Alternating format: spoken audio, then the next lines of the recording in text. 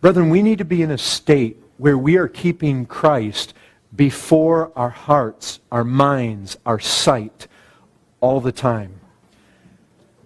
You need to be thinking, what comes into my life that challenges that?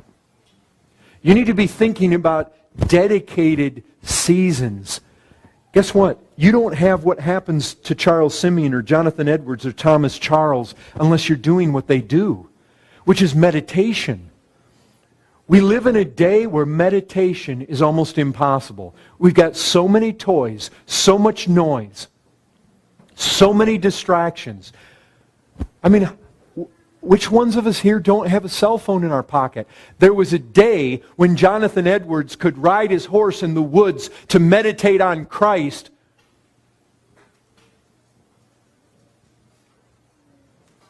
And the phone wouldn't ring. It's not a positive thing that you have a cell phone and you can be reached at any time, and that no matter when somebody calls you, you answer. You ought to have seasons in your life when you turn that thing off. You need to have times in your life, brethren, look at a week of your life with me. How much time are you... Which ones of you are taking an hour where you say, I'm going to go for a walk and I am going to seek to meditate on the first 4 verses of Hebrews. And I want to chew on those and I want to begin to ask questions and I want to be able to compare Scripture with Scripture in my mind and I want to think on Christ and I want to think on His person and I want to think what that means. Brethren, when you become filled with a joy that is unspeakable and full of glory over the glories of Christ, that's where health comes from, right? The joy of the Lord is what? It's your strength.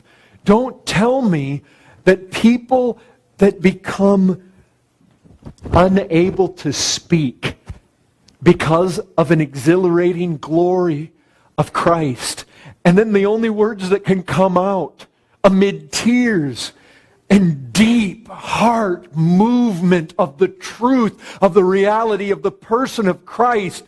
And all I can say is glory, glory. People like that, they don't go out and let sin and weight cling to them. They don't go out and have to be told to obey those that have leadership or attend meetings or be fruitful in their life, or to be careful lest they fall away. People are not headed back to the old country when they've experienced Christ like that. But listen, this book of Hebrews makes it abundantly clear. You live lives like this and you win this race by things you do. That's the reality. Work out your salvation with fear and trembling. Brethren, people fall out of this race all the time.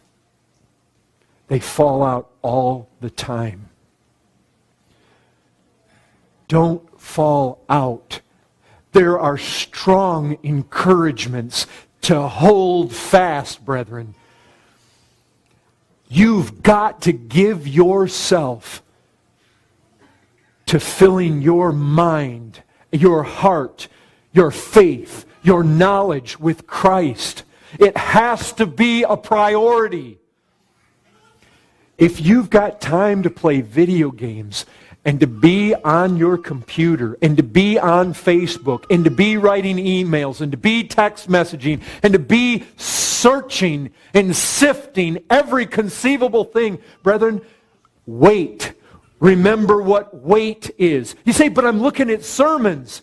Brethren, a sermon on the internet can become weight if you're not taking time to be with Christ alone, meditating on His glories, not having somebody else regurgitate the whole thing for you all the time. You need to be there in the Word for yourself. You need to be praying and walking with Christ for yourself, not being spoon-fed everything. It doesn't matter. You say, well, I watched 3 Paul Washer sermons last night. Brethren, that cannot make up for this.